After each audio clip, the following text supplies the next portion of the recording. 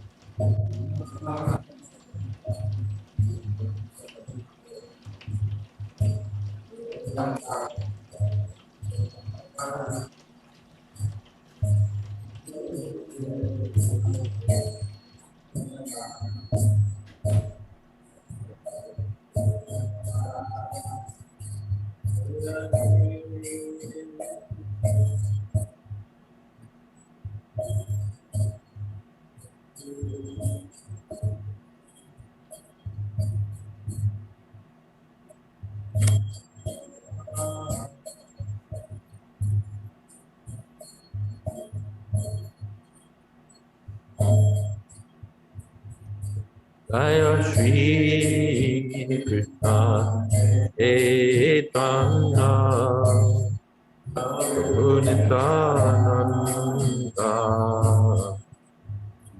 Jayadvaita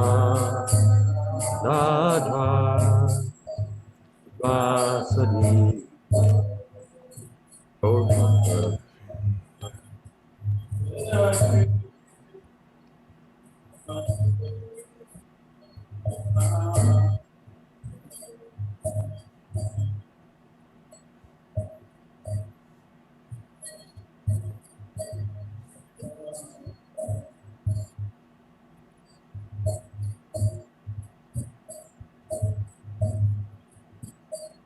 Jaya Shri Krishna Chaitanya Prabhu Nityananda Jayadvaita Swami Holiness.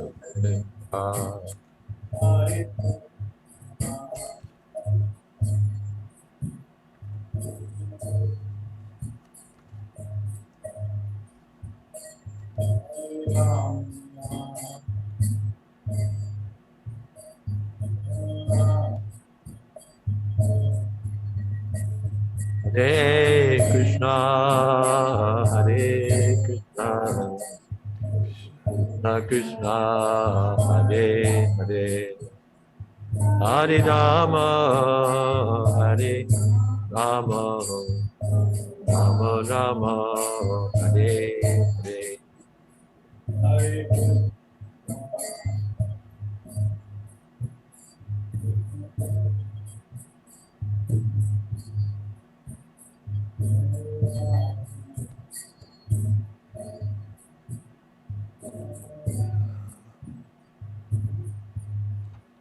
Hare Krishna, Hare Krishna, Krishna Krishna, Hare Hare, Hare Rama, Hare Rama, Rama Rama, Hare Hare.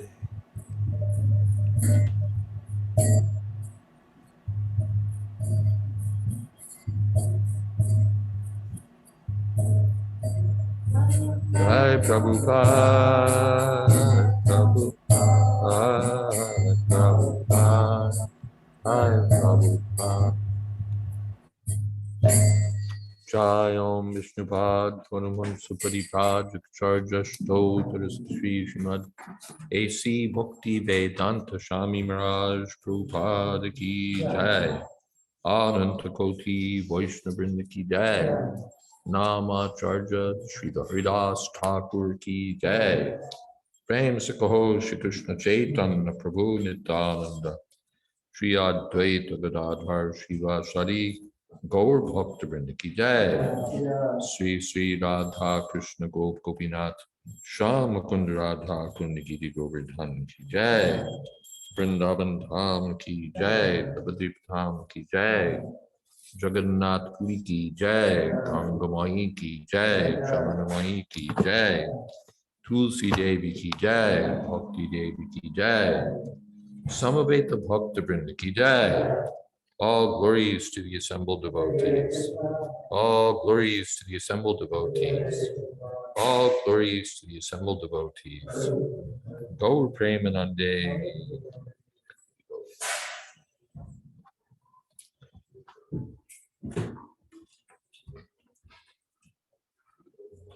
Welcome to all here and there.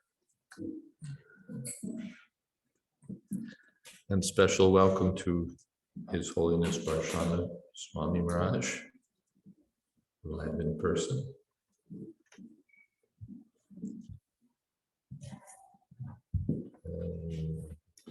Drooping microphone. Don't never do that. You loosen it, and then you adjust it, and then you tighten it. The reason they droop is because people do what you just did. You can explain to him.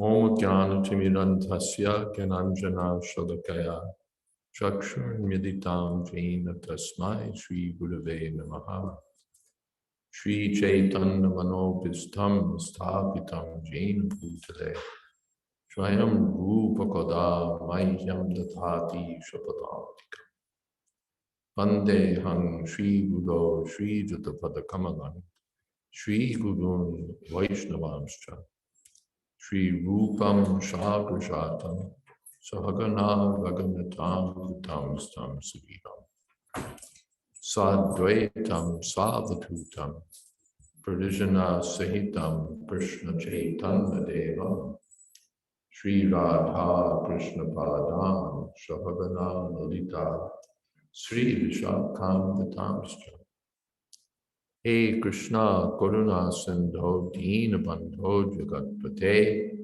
Gopesha Gopika Kanta Radha Kanta Namostute Tapta Kamshana Gaunangi Radhe Vrindavaneshwari Vrishabhanu Sute Devi Pranamami Hori Priye Vancha Kalpatarubhyascha Kripa Sindho Pyevacha Patitanam Pavanebhyo Vaishnavebhyo Namo Namah Shri Krishna Chaitanya Prabhu Nityananda Shri Advaita Gadadhar Shiva Shadi Gaur Bhakta Vrinda Hare Krishna Krishna Krishna Hare Hare Hare Rama Rama Rama Hare Hare. But today being Thursday, anything goes. Any Krishna conscious topic that you might like to bring up, feel free to bring up.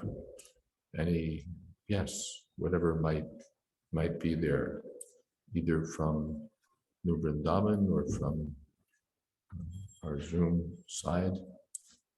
I wonder what topics might be on your mind. Any question, any topic? Yes, Maji.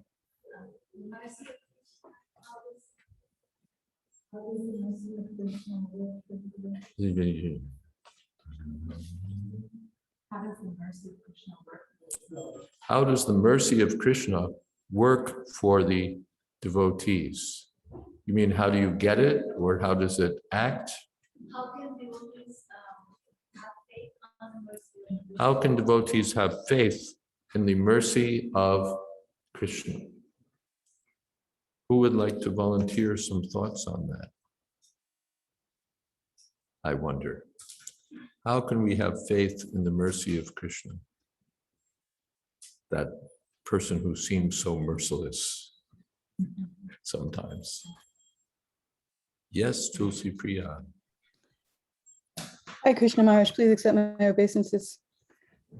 The first thing that popped into my head, although I really would want to hear your answer, is that because all of our suffering is due to our disconnection from Krishna, and by identifying with the material body, then when we understand that we're not the body and that we are part and parcel of Krishna, then what is there to cause us any suffering? Because it's only the material body, identification with the material body, that causes suffering, and trying to enjoy separately from Krishna.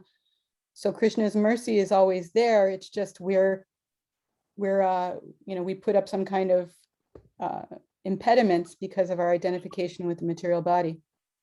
So the answer given is, if I get it right, is that we have experienced that by not being Krishna conscious, we put ourselves in suffering. And I didn't quite see how it connected there, but that Krishna's mercy is always present. Krishna's mercy is always present. Well, how do you know that? That seemed to be the question. Yeah, when you're not identifying with the material body, and when you're in Krishna consciousness, then you just tap into it. Okay, you can have faith in Krishna's mercy by being Krishna conscious. When you're Krishna conscious, you'll automatically be in that state of mind where you'll appreciate Krishna's mercy. Is that? But I guess my point is that we can't feel that mercy because we are in material consciousness. Because we're in material consciousness, we can't feel that. Then how do we have faith in Krishna's mercy? That seemed to be the question. Lakshmi Moni, you have to unmute and then we'll get to hear you. Thank you. First, I would say that I don't agree because I'm not Krishna conscious, but I have experienced Krishna's mercy. And I see that I've experienced Krishna's mercy, even though many times I don't feel I deserve it at all. And the one thing that stands out more than anything is that I met Srila Prabhupada. And I had absolutely no qualification that I know of to meet Srila Prabhupada, but I did meet him and he accepted me as his disciple. So, and from that then on, I see a lot of what Jamuna Devi used to call, Krishna magic. And I've seen a lot of Krishna magic in other devotees. So that's also a way to increase your faith in Krishna, is get good association, because a lot of devotees have had very positive experiences that have no other explanation other than Krishna magic. You heard that? So it's practical. We can have faith in Krishna's mercy because even though we're not Krishna conscious, we've seen it. How have we come this far?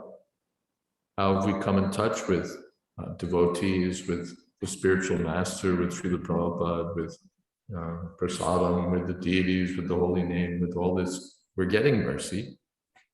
So it's already there.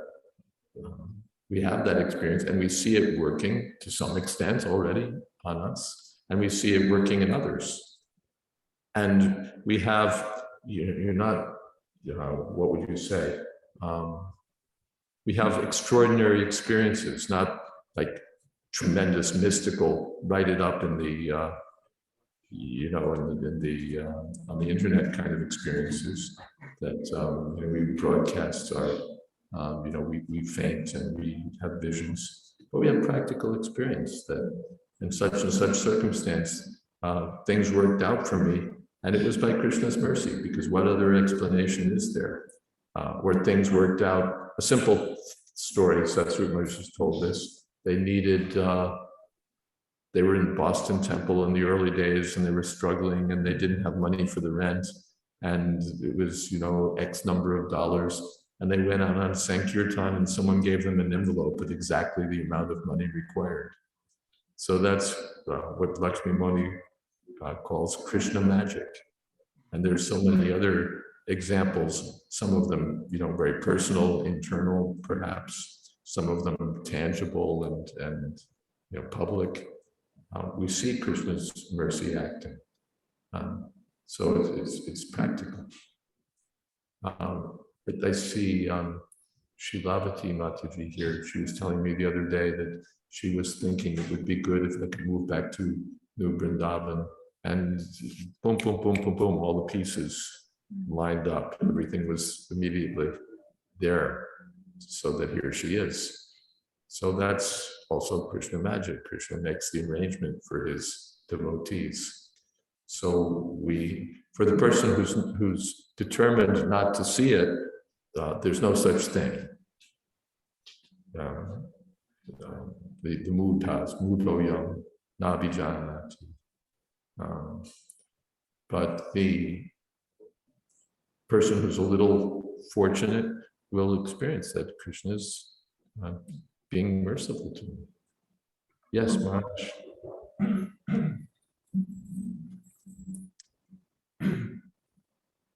The classic archetypal example which Jayadvaita Swami uses is Kirtana.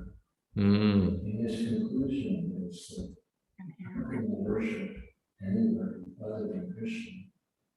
There's so much that Kirtana, between all evil intentions, Krishna can only see the little spark of good in her. That she came to offer him milk. And because of that, he elevated her to a position as an assistant to Mother Yashoda in Vrindavan. That's an archetypal example, but from that we can see the essence of Krishna's mercy and how it works in the lives of anyone who turns to Krishna for any purpose and motive. I'm not sure the Zoom people heard Marge speaks rather softly. No. So I'll repeat it. Marge says the archetypical example given by Jayadvaita Swami is that of Putana, who was unfaithful. She came on a pretense, and yet Krishna accepted her, that she, like my mother, and gave her not only liberation, but a position like that of his mother. So who could be more merciful than Krishna, who even gave such favors to the Rakshasi Putana?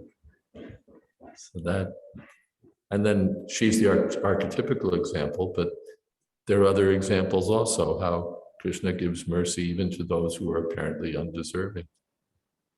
Thank you, Maharaj. Yes, Lakshmi. I just Tulsi put something in the chat, and I just wanted to address it a little bit. Tulsi Priya said that you have to be somewhat Krishna conscious in order to be able to perceive Krishna's mercy. Maybe, and also maybe you have to be looking for Krishna's mercy, and the question itself indicates that somebody is looking for Krishna's mercy. So if you're looking for it, it's a lot easier to see it. But if you're trying to avoid it, like if you're an atheist and you don't want to see Krishna's mercy, then you won't see it. It's if true. If you're determined not to see Krishna's mercy, then you won't see it. But if you're looking for it, it's easier to find. But sometimes, even if you're not looking for it, the example that comes to my mind is Narada and Mrigari, the hunter, who wasn't on a search for Krishna's mercy. He was searching for animals that he could have killed. And yet Narada gave him causeless mercy. And he experienced it. He somehow or other appreciated that this person is special. Let me give him some skins or something. And so Narada said, no, and instructed him, don't have kill the animals, kill them completely, and then instructed him about the consequences. And then when Mrigari surrendered, everything changed in his whole life. He built a little hut on the side of the river and was chanting Hare Krishna in front of Tulsi Devi with his wife. And people were coming and giving grains more than he needed. So he became a saintly person by the grace of Narada Muni. even though he was like Putana, he had no qualities, no qualification, but somehow he came in touch with Narad Muni, and everything changed. Yes, Lakshman. I just was thinking that even Narada Muni got the unexpected mercy from the sages when he was just a little boy, because he happened to be in the right place at the right time. And then after a while, some kind of purification takes place, and then you notice Krishna's mercy. You may not notice that you're receiving it initially, but from the effects of it, eventually you can perceive it. And I'm going to put my hand down. From the effect of Krishna's mercy, we become attuned to it, and we can see, yes, I'm getting Krishna's mercy. Yes, Tulsi Priya. Yeah. So I guess it seems like there was some point and then counterpoint, and it seems like now we're all on the same page with different angles of vision being expressed. And I was just thinking how Nitya Siddha Krishna Prema, it's not something. Bhakti is its own cause. It's not something that has any other cause except itself. So by contact with devotees, whatever is in our heart for Krishna that is dormant, that becomes awakened. So it seems like, sometimes the Krishna consciousness, as Mataji was saying, is just the desire for something, and may not even be a desire for Krishna. It may just be a desire for something, and by good fortune and association with a devotee, that's something that you're looking for, may look like, it appears as Krishna consciousness. And you think like for myself, I came to Krishna consciousness because of an attachment to another person. And I thought, oh, this person is into Krishna consciousness. I'm interested in this person. Let me do it. So for me, that person was kind of Krishna, at the moment. And so, but by association, I forgot the external, illusory appearance of it, and decided to go for the real thing to however much degree I have been. But I think, yeah, Mataji is saying you have to be looking for it, but maybe it's not always evident that what you're looking for is Krishna. It's something that Krishna is the source of, and then somehow by good fortune in the association of devotees, you're tricked or allured into it that way. Thank you. Prabin says, while trying to understand Krishna's mercy, since his pure devotee, Srila Prabhupada, started Krishna consciousness in the West, by now America should have been the leader in preaching Krishna consciousness all over the world, exponentially advanced in Krishna consciousness, with lots of preaching, sannyasis, brahmacharis, gurukulis, grahastas, vanaprasthas, by Krishna's mercy. Or should we take it that the current situation is also the mercy of Krishna? Loaded question. Well, yeah, it's quite the question. I think, yes, it's not that when mercy is extended, everyone takes it. We have that experience. That our distributors, book distributors, go and offer books, and some people buy a whole stack, and some people look for ways to avoid the devotee. How can I walk on the other side of the street? So not everyone. So there's something from our side. Are we willing to accept the mercy extended? America doesn't seem quite eager. Even why America? In India, Bhakti Siddhanta Saraswati Thakur was there. Bhaktivinoda Thakur was there, but not all of India became Krishna conscious. Now it's going on, it's increasing, but it's even when Krishna was personally present, everyone could have gotten Krishna's mercy. Some people did, some people didn't. It's not automatic. Therefore, causeless mercy is quite something. If someone gets Krishna's causeless mercy, how fortunate, how extraordinary, and then accepts it, accepts Krishna's mercy. How fortunate, how wonderful. So at least we should accept it. As far as the where things should be in America, arguably those who received Prabhupada's mercy could have done better to distribute Prabhupada's mercy. One thing is also mercy means instructions.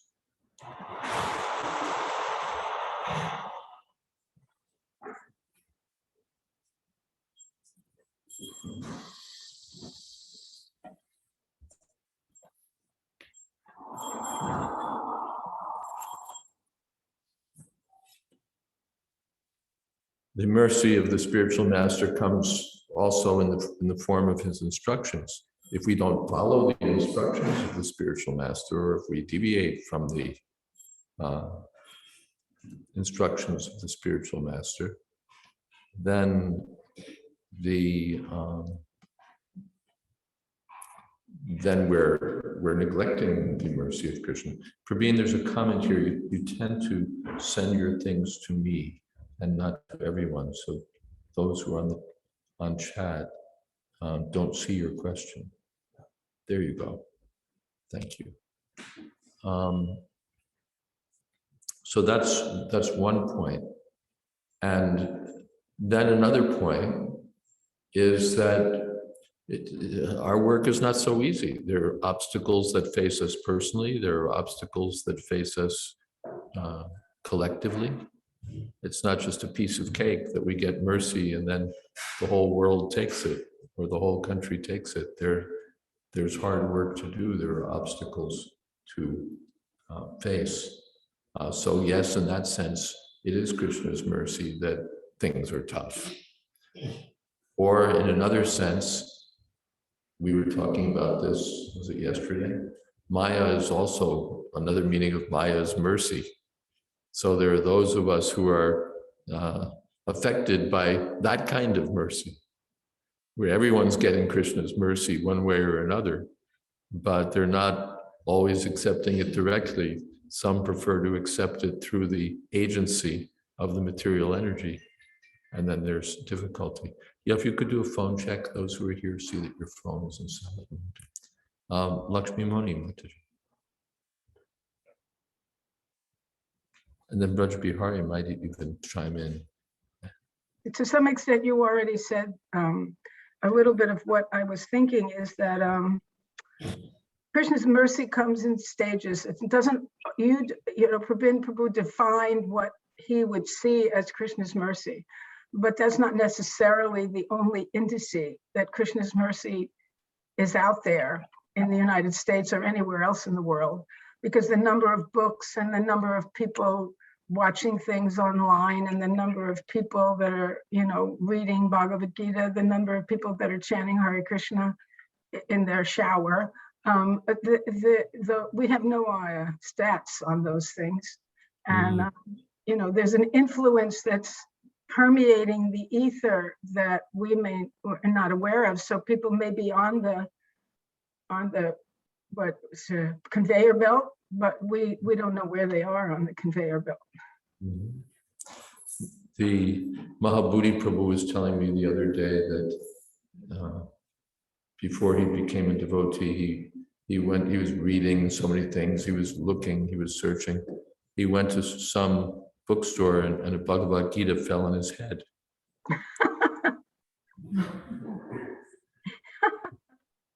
Bhagavad Gita as it is. So he put it back where it came from and it fell on his head again. So he figured, I guess there's a message here.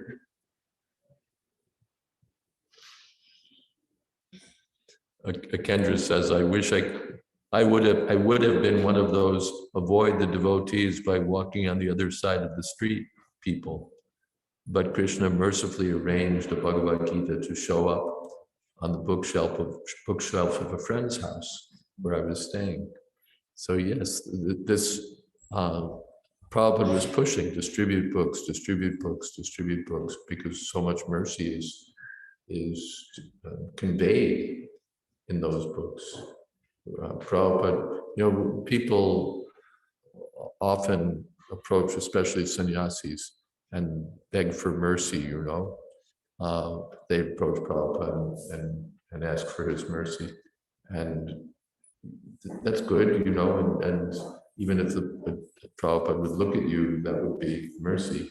But Prabhupada typically expected that you would do something. He would give some instruction, he would give some direction. And then if you would take that, that was mercy. People sort of expect that mercy goes like, it's like fairy dust, you just sprinkle it on somebody and they become a Gandharva or what have you. But Prabhupada tended to present Krishna consciousness as a process, a scientific process. You do this, you do this, you do this, you do this. Which isn't to say that just by the good wishes of a devotee, that's how Prahlad became a devotee. Just by the good wishes of Narad Muni, that said that he became a devotee. So that's also there. But there's a process, which Prabhupada talked about many times. Is that a hand that's still up, Lakshmi Muni, or is it up again? It's still up. Okay.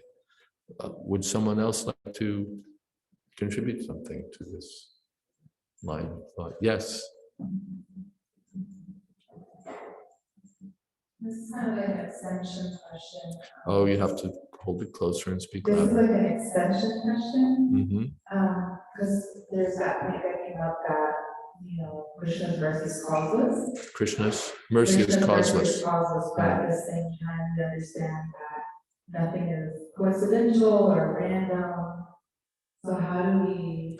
Krishna's mercy is causeless, but nothing is coincidental or random.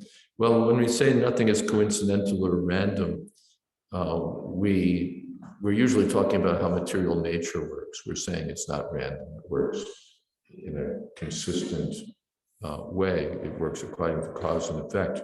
But Krishna, he can be random if he wants. Chaitanya Mahaprabhu is giving out mercy. There was no, that's causeless mercy. There's no rule, there's no law. It can be entirely random. You just happen to be the person who was there. Your good fortune. Prabhupada explained causeless mercy to Bhavananda Prabhu one time in Mayapur. He was on a morning walk, and he asked about causeless mercy. That what is it? What is this causeless mercy? And Prabhupada pantomimed having a big stack of money and pushing it into his chest. He said, that you didn't deserve it, but someone just gave you this money. Yes, that's causeless mercy. But then doesn't that feel a little personal? No, it's personal. Prabhupada, someone just liked you, that's all. Krishna just said, give this girl some mercy. That's not, it's entirely the opposite. We're thinking mechanically, if you do this, then you're entitled to that. And Krishna is saying, no, I just like her. I want to give her some mercy, that's all. Entirely personal choice. Krishna decides, all right, give this person some mercy. Or Krishna just decides, let me come to this place. And then everybody there gets mercy. Chaitanya Mahaprabhu. He, could have gone anywhere, but he went where he went. Wherever he went, people got mercy. And why? Is it because the people were particularly qualified? This village had done them some special service? Chaitanya Mahaprabhu just decided, let me go this way by his own sweet will. That's the sense, there's a Sanskrit word, yadvichchaya, means automatically, but it also means by his own desire.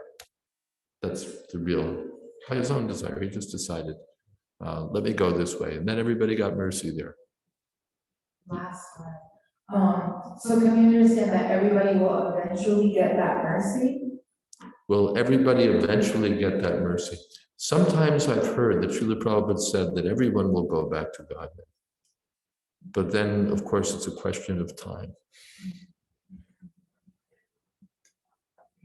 Yes, Tulsi Priya. So Maharaj, it seems that the randomness is on Krishna's side or Mahaprabhu's side because, but I still can't kind of get over this idea of, Krishna has been compared to the sun, and the sun distributes its rays upon the just and the unjust alike. So it's going everywhere. Only some accept, and there's no distinction, there's no compulsion on Krishna's part, but I guess I'm stuck on this idea that everybody is getting the mercy, but not everybody is accepting it. That's true. Everyone's getting the mercy and everyone's accepting it. Not everyone. And not everyone's accepting it, but it's also that it's not that mercy is sort of like a mist that's equally distributed everywhere, by like the Brahma-jyoti. He may give special mercy. Chaitanya Mahaprabhu, he went into the assembly of Prakashananda Saraswati. He didn't have to do that. He could have just been equally merciful to all the inhabitants of Varanasi, but he specially favored Prakashananda Saraswati, even though he was a rascal. Chaitanya Mahaprabhu gave special favor to Sarvabhauma Bhattacharya. Of course, there was a reason. His brother-in-law was a devotee and desiring. But it doesn't have to be equally distributed. It's there. Krishna's mercy is everywhere. Everyone can accept it. But somehow or other, a devotee goes someplace and those people get special mercy. Prabhupada came to the Lower East Side. Those people got special mercy. Not because they were the most qualified. Just somehow or other, Srila Prabhupada decided to go there. And some Prabhupada explained how his advancement in Krishna, his own advancement in Krishna consciousness. He said, my spiritual master liked me, that's all. He said, my spiritual master liked me, that's all. He said, you may be a dog, but if the spiritual master likes you, your success is there. So, yes. So, Mark, you mentioned that Christians can be merciful to anybody if he likes. Then the question could come up in 929, Krishna said, Samaham Sarva Bhuteshu is equal to all. So one can claim then that Krishna contradicts himself. He said he is not choosing anybody. He's not partial, he's impartial. So how are we supposed to understand? How can we understand that Krishna is not favoring somebody, or giving mercy to someone that not me, or giving me but not someone else? Name dveshyosti na priyaha. He's not anyone's friend or anyone's enemy. But still, he's not ye bhajanti tu mam bhaktya. Mainly those who are devotees, Krishna says, Ma'i te teshu chapyaham. They're in me and I'm in them. So that intimate relationship, that extraordinary development of mercy, that's possible when one agrees to approach Krishna. But Krishna may give mercy to anyone. And what can you do? You can't criticize him. Wait a second, you're being contradictory. Just like the king has a law that all the citizens of the state will be treated equally. But somehow or other, someone comes to the king's court, Your Majesty, I need this. Yes, take double. Just decides, let me, or he says, it's my birthday today, you take 5 times as much. The king can do it as he likes. But Your Majesty, you're supposed to be equal to all the citizens. But I'm His Majesty, I can do what I want. So that's Krishna also. He's not restricted. That you promised in Bhagavad Gita that you would be equal to everyone. So you can't give more mercy to Putana. You can't do this, sir. 922, is that the verse? 930. 930. But you say in 930, my Lord, in 930, you've established this principle, and therefore, I'm sorry, but you can't give mercy to this Shidim. Yes, Maharaj. The other understanding of 930.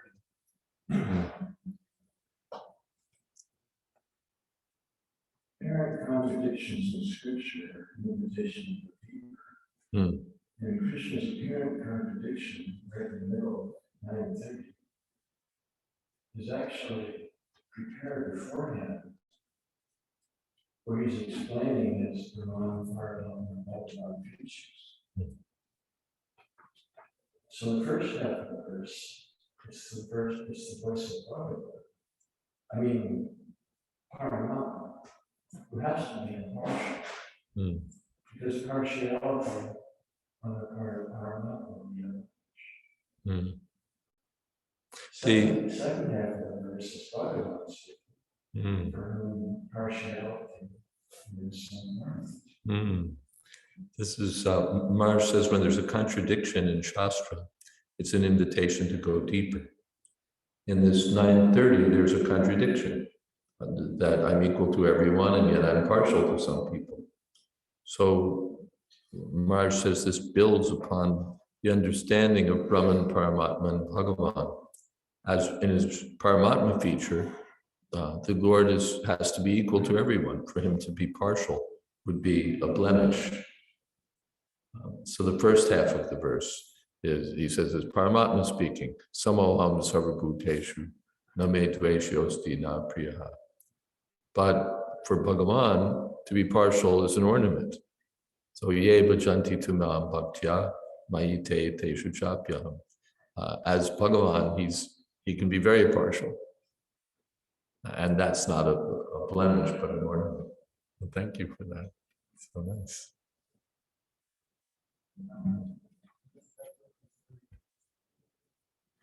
So related to mercy, that the book you mentioned, it says related to mercy and back to God. And it says if you are born in the Holy Dawn, if you are initiated in the Holy Dawn, and if you are in the body in the Holy Dawn, you go back to God.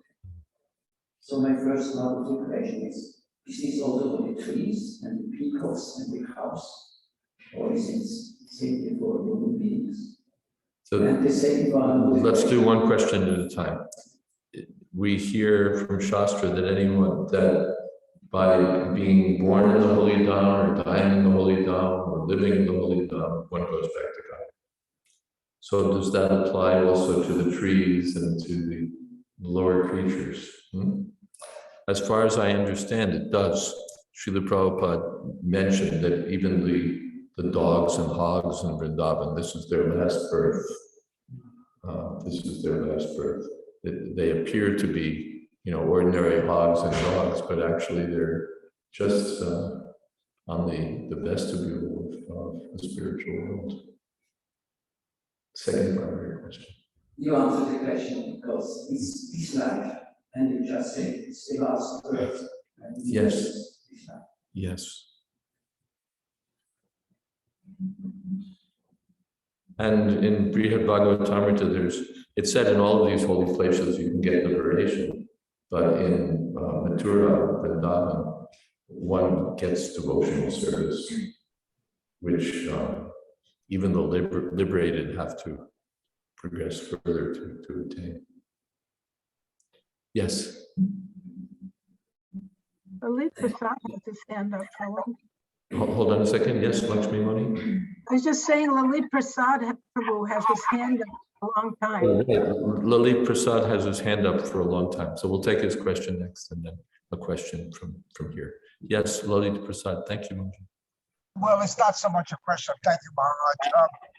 In regards to mercy, I remember back in '73 when I first stayed at the temple in Brooklyn on the invitation of Apurva, and it was so crowded that I ended up in Rupanuga's office. And that night, I didn't really know too much about Krishna consciousness, so basically who Krishna was or who Srila Prabhupada was. But I had a dream, and in the dream, Krishna, just like Krishna looks now, was in the hallway, and I walked up to him, and he looked at me and he said, "What do you want?" And I looked at him and I said, "I want to learn how to love you." So he took me down to that room where Yadurani used to have all the paintings. The gallery room was a big everything room, and Srila Prabhupada was there. And Again, I didn't know who Srila Prabhupada was, but it was Srila Prabhupada. Anyway, the point that I'm making is that the desire, Krishna asked specifically, what do you want? And I said, I want to learn how to love you. And he took me to Srila Prabhupada. So we have to have some desire. And to be honest with you, I don't know where I came up with that answer. I want to learn how to love you. Maybe my mother's prayers for me or somebody prayed for me, because in a million years, I don't know where that answer came from, but I was very fortunate. And Krishna did take me to Srila Prabhupada. Furthermore, it's not so much my great pious activities. It is Prabhupada who has given us his mercy. He has basically paid the price for us to have Krishna consciousness. That's all. Thank you so much. Purva brought you to the temple, and you were staying in this big crowd of devotees, and while taking rest, you had this dream. Krishna said, what do you want? I want to learn how to love you.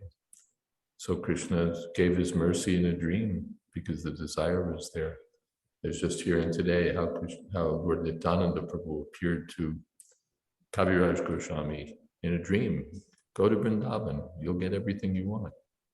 So that's possible also. These things are possible, coming closer to Krishna. Yes, Prabhuji. Or is that hand still up again, Lalita Prasad Prabhu, or is it still there? Okay, yes. Thank you, Maharaj, for teaching this reciprocal. Krishna's mercy comes in many different forms. Some of them are favorable, some of them are unfavorable from our mind. Krishna's mercy comes in many different forms, some of them favorable, some of them unfavorable. Yes. From our perspective. From our perspective. So, how do we develop that vision that everything is really the mercy of the Lord, and constantly see that? How do we develop the vision that everything is the mercy of the Lord, and how do we constantly see that? You become a Paramhansa. The Paramhansas have that vision. They theoretically know that it's practically the situations are. You have to hold the microphone closer, then it works. Yes. We practically know that everything is mercy of the Lord, actually. But practically, when we are in that situation and going through those grinding or situations, we have theoretical knowledge that everything's Krishna's mercy, but then when push comes to shove, we forget. Yet, therefore, we're not Paramhansas. We're still on the lower platform. We're on the practice platform. So on the platform of practice, we'll sometimes get it right and sometimes get it wrong, or sometimes remember, or sometimes forget. So we have to continue that practice very seriously, and particularly with the help of advanced devotees. Sadhu Sangha, Sarva Shastra Koi, Lava Mantra Sadhu Sangha, Sarva Siddhiva. So we need to get, we're advised, you want to get mercy, get close to the pure devotees. Not just in physical proximity, but hear from them, serve them, and you'll get mercy, or you'll get the vision of mercy. Mercy's already everywhere, but like electricity, it's everywhere, Prabhupada said, but how do you tap into it? You get in touch with an expert electrician, and he sets you up.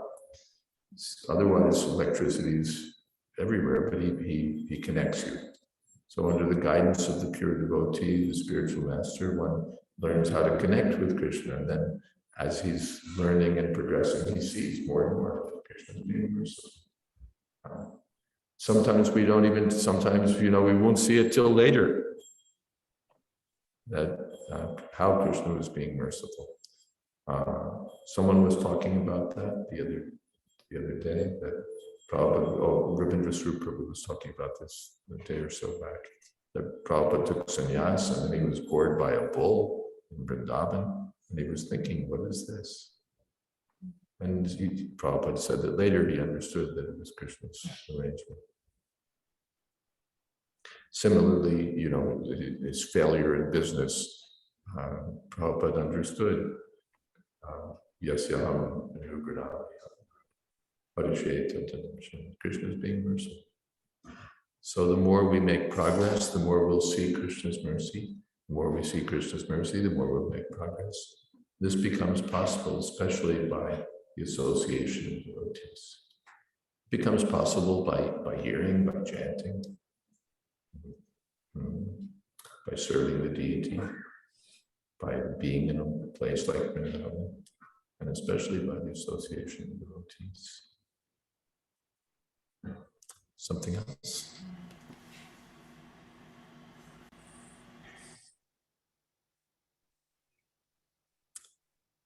Braj Bihari Prabhu, you always have thoughts. Let's hear a thought, if you don't mind. Hare Krishna, Maharaj, my obeisances to you. I have any thoughts? Well, okay, I have a thought. Could you talk a little bit about the power of questions? In other words, like we look at the very first chapter of the first canto. In one sense, because of those 6 questions, the whole rest of the Bhagavatam is spoken, right?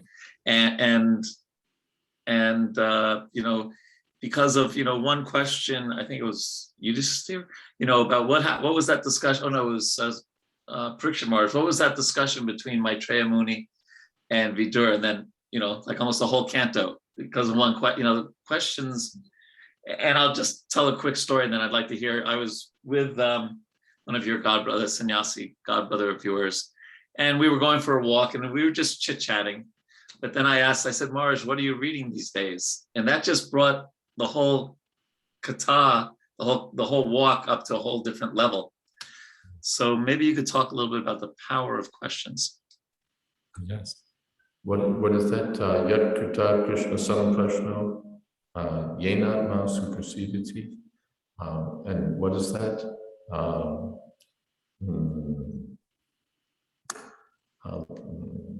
Avadbir Lokamangala.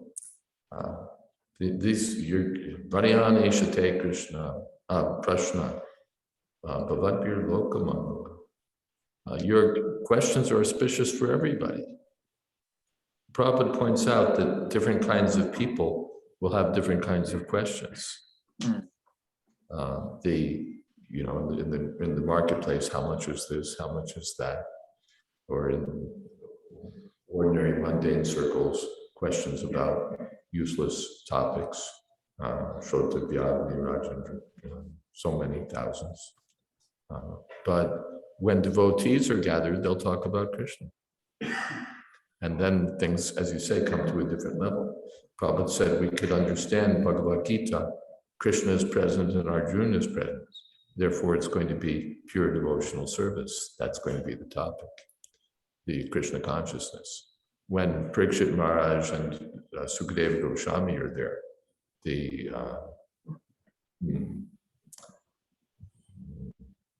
both pure devotees, then we can understand that this is going to be questions and answers on a whole different platform. The sages are not going to waste their time with petty questions, and Sukadeva Goswami is not going to waste time with superficial answers. So, yes. So we can, Prabhupada said we can judge what the discourse will be by the quality of the audience. So you were there, sannyasis there, person who's supposed to know something about Krishna, and you became the qualified hearer. You know, what have you been reading? It means tell me something about Krishna. You know, you could have asked him, you know, Maharaj, you know, where did you grow up, and how old are you, and you know, and somebody useless topics. Where do you know? Anyway, we won't go into them all. But you just had a simple question: what have you been reading? So it was like an invitation to speak about Krishna. And because he was a qualified person, he responded, yes, here's what I've been reading, and he got enlivened by it. And that's what we find in Bhagavatam. Even the Yamadutas asked Yamaraj, who are these people? So Yamaraj, being Yamaraj, he's a Mahajan, he got enlightened. Well, let me tell you something, you let me speak about Vishnu, let me speak about Krishna Kirtana. And so many other opportunities. Narada is asking Brahma, we thought that you were the greatest person in the universe, but now it seems there's somebody higher. What's going on here? So Brahma became enlivened. This is a great question. Let me tell you. So everything can unfold so nicely when there's perfect questions and perfect answers. Srila Prabhupada gave that name because he appreciated the questions asked by Brahmatirtha Prabhu. They were good questions or perfect questions. And Prabhupada was giving answers from the perfect source, so they were perfect answers. So that's the right, what is that? Tadvidhi pranipatena pariprashnena seve upadekshanti te jnana. Again, it's not just by, although it can be, but generally it's not just by, tossing fairy dust. Give us your mercy. Oh, please give us your mercy. Here, but pranipatena pariprashnena seve. Someone has a surrendered mood and he has relevant questions and renders service. That's where what Lakshmi Muni called the Krishna magic, that's where it can really play.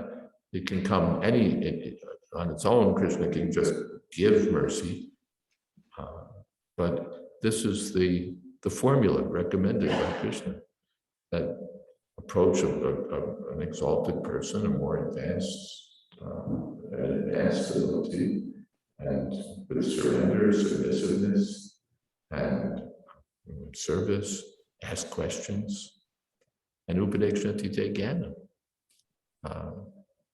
He'll give knowledge, because one has to approach a tattvadarshi, not an ordinary person.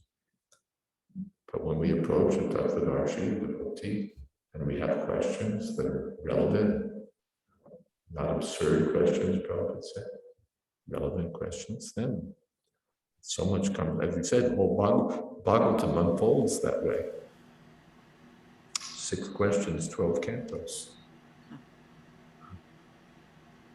Yes, thank you for that. Well, one other thing then, isn't it said, didn't Prabhupada say something like he only asked one question of his Guru Maharaj? Yes. So you could say because of that one question, we're here today. Yeah. Prabhupada asked only one question of his Guru Maharaj. How can I serve him? And because of that one question and its answer, here we all are. So the questions and answers are a vehicle for mercy. Mercy in the form of transcendental instructions, transcendental knowledge, transcendental instructions, directions to do what you do. That's also practical. We get directions. We ask a question. Then we should, Prabhupada would ask people, if I tell you, will you believe me? People would approach with a challenging question. What's this? Have you seen God? If I tell you, will you believe me? So what's the use of answering a person who's not going to listen to what you say, that won't have any faith in what you say? And that's why one of the 10 offenses is to disregard the order of the spiritual master, the Guru or Bhagya. We've gotten mercy, now don't toss it. Don't neglect it, don't put it aside, don't disobey it, don't dishonor it. You got mercy, now take it. Take it. And remember that it's mercy. Don't become like the the cat that became the mouse that became a yogi and wanted to use the mercy against the person who'd given it to him. So we should be ever grateful. Prahlad Maharaj exemplifies that. I was falling down in the pit of material existence, but your devotee Bharmuni kindly uplifted me. So how can I ever leave his service? So we should feel ever indebted to the spiritual master who's given us mercy, or to all, any devotee who's given us mercy, but especially the spiritual master who's lifted us up. We've gotten mercy, we should be ever grateful.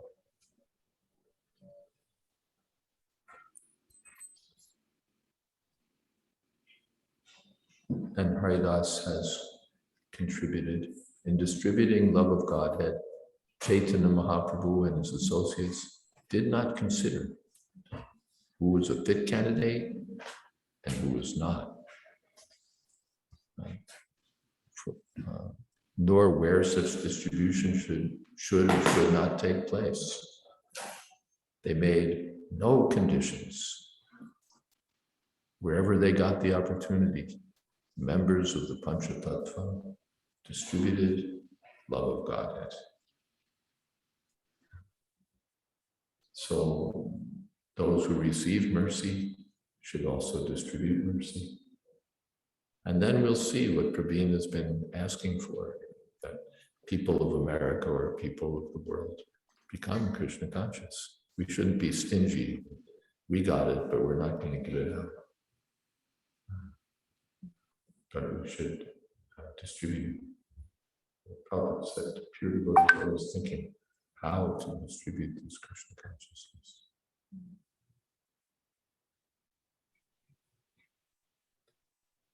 Okay, shall we stop here?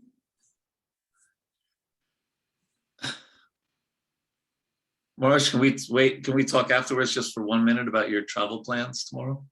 Yes, we can. Thank you all very much. Hare Krishna. All glories to Srila Prabhupada.